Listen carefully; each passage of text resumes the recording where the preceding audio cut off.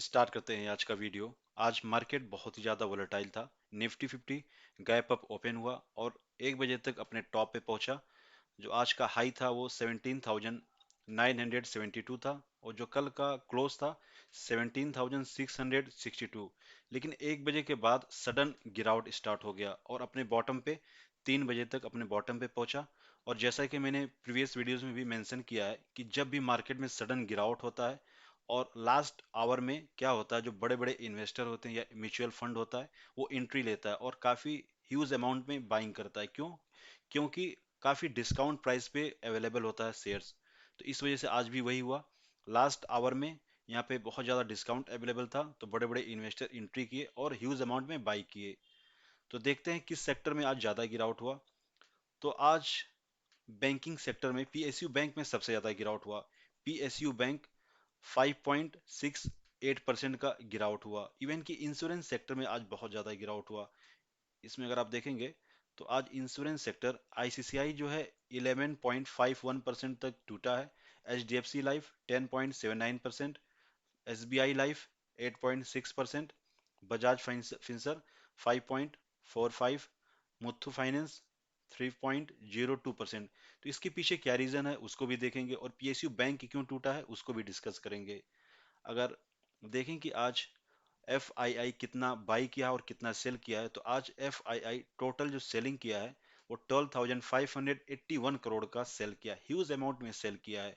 और ये भी देखेंगे कि कहाँ पे सेल किया है और जो टोटल बाई किया है वो 14,366 करोड़ का आज बाई किया है एफ आई आई। तो टोटल पॉजिटिव में रहा, 1785 करोड़ का आज टोटल बाई किया है एफ आई आई।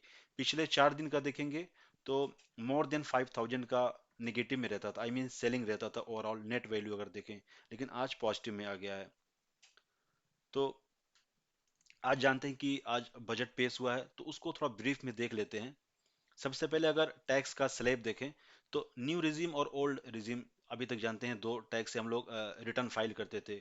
तो ओल्ड वाला जो है एज इट इज है, कोई चेंजेस नहीं है। न्यू वाले में चेंजेस हुआ है। अभी तक क्या था न्यू वाले में कि आप 5 लाख तक एग्जेम्प्ट कर सकते थे। अगर आप 5 साल तक 5 लाख तक आपका सैलरी है तो आपको कोई टैक्स नहीं देना पड़ता था न्यू वाले में, इवन कि ओल्ड वाले में भी। लेकिन अभी क्या हो गया है कि न्यू रिजीम में क्या हो गया, अगर आपका सैलरी 7 लाख तक है तब आपको जीरो टैक्स देना पड़ेगा। लेकिन ओल्ड वाले में कोई चेंजेस नहीं हुआ है। तो अगर आप कोई सेविंग नहीं करते हैं ओल्ड वाले में तो आपको 5 लाख के जैसे ही ऊपर जाएगा आपको टैक्स देना पड़ेगा। लेकिन न्यू वाले में 7 लाख तक कोई टैक्स नहीं देना पड़ेगा। लेकिन इन केस अगर आपका सैलरी 7 लाख से ज़्यादा है तो, और अगर आप न्यू रिजीम से अगर आप रिटर्न फाइल करते हैं तो आपका 0 से 3 लाख तक कोई टैक्स नहीं देना पड़ेगा। 3 लाख से 6 लाख तक आपको 5% देना पड़ेगा। और 6 लाख से 9 लाख अगर आपका सैलरी है तो 10% देना पड़ेगा और उसके आगे जो मेंशन है वो एज इट इज देना पड़ेगा। लेकिन अगर आपका 7 लाख तक है तो जीरो टैक्स देना पड़ेगा न्यू रिजीम से। तो अभी देखते हैं कुछ इंपॉर्टेंट पॉइंट लाइक कि क्या क्या सस्ता हुआ, क्या क्या महंगा हुआ है और किस स्टॉक पे इसका इम्पैक्ट आएगा। तो मोबाइल फोन्स अभी सस्ता हो गया है। मोबाइल का कैमरा, लेंस, ये सब सस्ता हो गया है। तो इससे डिक्सन टेक्नोलॉजी को काफ़ी ज़्यादा फायदा होगा। क्योंकि आप जानते हैं डिक्सन टेक्नोलॉजी मोबाइल्स बनाती है, इवन की टीवी भी बनाती है। तो इन दोनों पॉइंट से डिक्सन टेक्नोलॉजी को आज मतलब आगे चल के काफ़ी फायदा होगा। इसी वजह से आज डिक्सन टेक्नोलॉजी में काफ़ी अच्छा जंप मिला, इवन की रिजल्ट खराब आया था उसके बाद भी इसमें काफ़ी अच्छा जंप मिला है। और तीसरा पॉइंट है लैब ग्रोन डायमंड, ये भी सस्ता हो गया है। श्रिम्प फीड ये भी सस्ता हो गया है। जो लिथियम आयन बैटरीज का मशीनरी है वो भी सस्ता हो गया है। और ईवी इंडस्ट्री का जो रॉ मटेरियल है वो भी सस्ता हो गया है। अगर सिगरेट देखें तो सिगरेट पे 16% का चार्ज लग गया है, अभी टैक्स लग गया है। तो इस वजह से सिगरेट महंगा हो गया है और यही रीज़न है कि आज आईटीसी में काफ़ी ज़्यादा गिरावट हुआ है। क्योंकि जब भी कोई चीज़ कॉस्टली हो जाता है तो लोग थोड़ा सा उसको कम कंज्यूम करते हैं, कम खरीदते हैं। लेकिन ऐसा नहीं लगता कि सिगरेट के केस में होगा। लेकिन आज 4% का ऑलमोस्ट गिरावट हुआ है आईटीसी में। तो सिल्वर भी महंगा हो गया है, कंपाउंडिंग रबड़ भी महंगा हो गया है, ज्वेलरी भी महंगा हो गया है, आर्टिफिशियल मेड फ्रॉम गोल्ड बार ये भी महंगा हो गया, इंपोर्टेड बाइसिकल एंड टॉयज ये भी महंगा हो गया है। किचन में जो इलेक्ट्रिक चिमनी लगता था वो भी महंगा हो गया है और इंपोर्टेड लग्जरी कार और ईवी ये भी महंगा हो गया है अभी। तो नेक्स्ट पॉइंट डिस्कस करते हैं। तो जैसा कि मैंने मेंशन किया था कि डिस्कस करेंगे कि इंश्योरेंस सेक्टर में क्यों आज गिरावट हुआ है। तो इंश्योरेंस सेक्टर में गिरावट होने का पहला जो रीजन है वो ये रीजन है कि अभी तक क्या था, जो डिफॉल्ट जो रिजीम था वो ओल्ड वाला था, और ओल्ड वाले से लोग फाइल करते थे, थोड़ा सा ज़्यादा फायदा मिलता था। अगर आप ओल्ड वाले से फाइल करते थे तो 5 लैक्स तक आपको कोई पैसा नहीं लगता, कोई टैक्स नहीं लगता था। लेकिन अगर आप लाइक 5 लाख से ज़्यादा भी बचा सकते थे अगर आप 80C में अगर आप कुछ इन्वेस्ट करते थे, लाइक सपोज कोई इंश्योरेंस लेते थे, कोई पॉलिसी लेते थे, तो उसमें क्या था, 1.5 लाख तक आप 80C में दिखा सकते थे, उससे आपको एक्स्ट्रा फायदा मिल जाता था, 6.5 लाख तक का आपका टैक्स बच जाता था। लेकिन जो न्यू रिजीम आया है उसमें आपको कोई सेविंग नहीं करना है, आपको 7 लाख तक ऐसे ही फायदा मिलेगा। तो ऐसे हो गया क्या प्रॉब्लम, अभी जिसका सैलरी 7 लाख से कम है या 7 लाख तक है, उनको अभी कोई इन्वेस्टमेंट नहीं करना पड़ेगा। लोग इससे पहले क्या करते थे, इन्वेस्ट करते थे, इंश्योरेंस लेते थे, जिससे क्या होता था, इंश्योरेंस कंपनीज को फायदा होता था। लेकिन अभी जिसका सैलरी 7 लाख से कम है वो इंश्योरेंस नहीं लेगा, क्योंकि ऐसे ही न्यू रिजीम में उनको बेनिफिट मिल रहा है। तो ओल्ड रिजीम से कोई फाइल नहीं करेगा, न्यू रिजीम से फाइल करेगा और उसको कोई इंश्योरेंस नहीं लेना पड़ेगा। तो इस वजह से इंश्योरेंस सेक्टर में गिरावट हुआ, एक पॉइंट ये हुआ। और दूसरा जो एक मेन पॉइंट है जिसकी वजह से गिरावट हुआ है, वो दूसरा पॉइंट ये है, new income tax rule proceed from a life insurance policy with the premium of over 5 lakh to be taxable। जो भी प्रीमियम, जो भी आप इंश्योरेंस लेते हैं जिसका प्रीमियम ओवरऑल अगर 5 लाख से ज्यादा होता है, उसमें अभी हमको टैक्स देना पड़ेगा। इससे पहले क्या था कि कितने का भी आप प्रीमियम लें, कितना भी आप इन्वेस्ट करें, आपका कोई जो अमाउंट होता था उस पर कोई टैक्स नहीं लगता था। लेकिन अभी क्या हो गया, ये टैक्सेबल हो गया है। सिर्फ जो यूलिप पॉलिसी है वही सिर्फ टैक्सेबल नहीं है। यहाँ पे आप देख सकते हैं, जितना भी आप यहाँ पे new income tax rule proceed from the life insurance premium over the annual premium of 5 lakh would be taxable from a new financial year from 1 अप्रैल 2023। जो पहले आप लिए इंश्योरेंस उसके पे नहीं लगेगा। जो आप नया इंश्योरेंस लेंगे 1 अप्रैल से 2023 में, उसके जितना भी 2000 सॉरी सॉरी 1 अप्रैल 2023 से जितना भी इंश्योरेंस लेते हैं उस पे आपको टैक्स देना पड़ेगा। इससे पहले जो लिए हैं उस पे कोई टैक्स नहीं देना पड़ेगा। लेकिन ये यूलिप पॉलिसीज पे एप्लीकेबल नहीं है। तो इसकी वजह से ये जो इंश्योरेंस सेक्टर गिरा है, इसकी वजह से गिरा है। तो कह सकते हैं इस बार इंश्योरेंस सेक्टर को काफी ज्यादा घाटा लगा है इस जो बजट पेश हुआ है, क्योंकि दो निगेटिव पॉइंट है और आगे चल के इंश्योरेंस सेक्टर काफी ज्यादा घाटे में जा सकती है, क्योंकि लोग इंश्योरेंस अभी कम लेंगे। दो रीजन, आप दोनों रीजन देख सकते हैं। तो काफी कम हो सकता है इन्वेस्टमेंट इंश्योरेंस कंपनीज में। तो नेक्स्ट पॉइंट डिस्कस करते हैं, जिसकी वजह से मार्केट 1 बजे के बाद जो गिरावट हुआ है उसके पीछे क्या रीजन है उसको देखते हैं। आज अडानी शेयर में आप देखेंगे 1 बजे के बाद, यहाँ पे देख सकते हैं 1 बजे के बाद सडन गिरावट हुआ है। 1 बजे तक आप इंटरप्राइज में ओपन किया हूँ, अडानी इंटरप्राइज 1 बजे तक सही चल रहा था, लेकिन 1 बजे के बाद खतरनाक गिरावट हुआ है।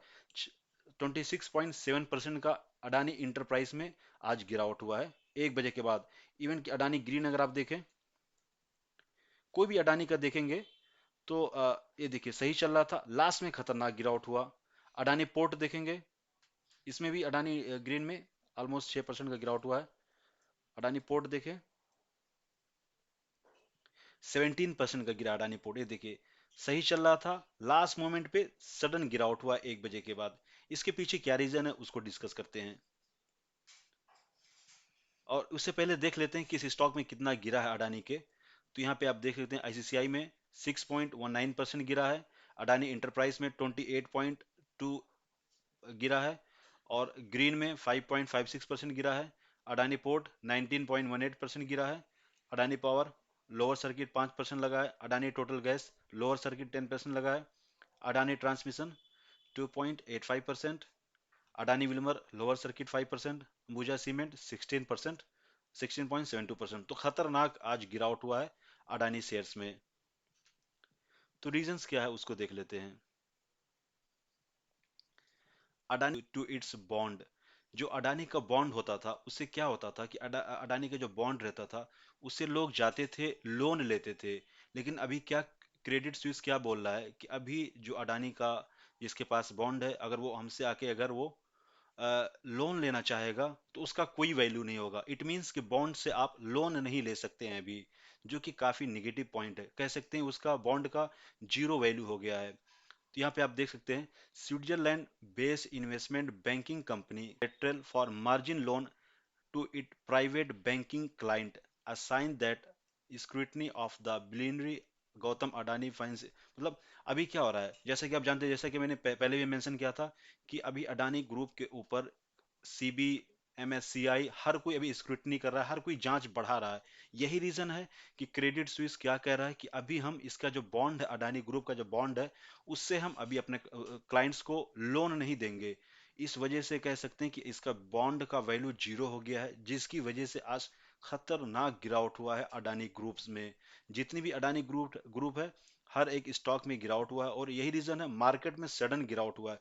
नहीं तो मार्केट में इनिशियली काफी अच्छा जंप मिला था, क्योंकि अभी तक जो है 7 लाख तक अगर आपका सैलरी है तो आपको कोई इन्वेस्टमेंट नहीं करना पड़ेगा। इट मीन्स कि लोगों के पास पैसा ज्यादा बचेगा, पैसा ज्यादा होगा तो पैसा वो लोग खर्चा करेंगे, बाहर से सामान लेंगे, बाहर से सामान लेंगे तो हर एक कंपनीज को फायदा होगा। यही रीजन था कि मार्केट में काफी अच्छा जंप था। लेकिन जैसे ही ये न्यूज आया, मार्केट में खटाक से पूरा खतरनाक गिरावट हुआ। तो एक लास्ट पॉइंट देख लेते हैं।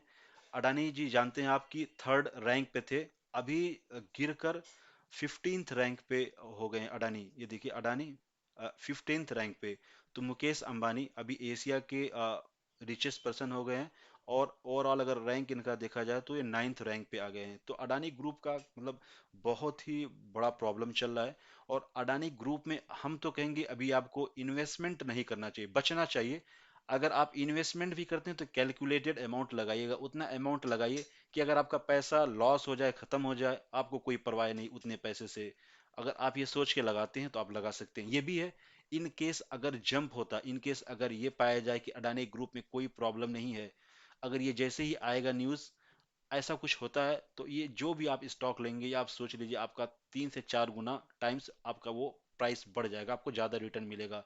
लेकिन ऐसा अभी इतना आसानी है नहीं, इतना आसान है नहीं। अभी काफी टाइम लगेगा, क्योंकि अभी जांच होंगी, पता नहीं कब तक चलेगा ये सब कुछ।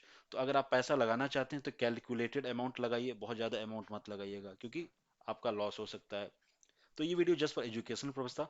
आगे वीडियो में बनाऊंगा किस किस कंपनी को क्या फायदा हो सकता है, वो नेक्स्ट वीडियो बनाऊंगा। Okay, bye bye, take care.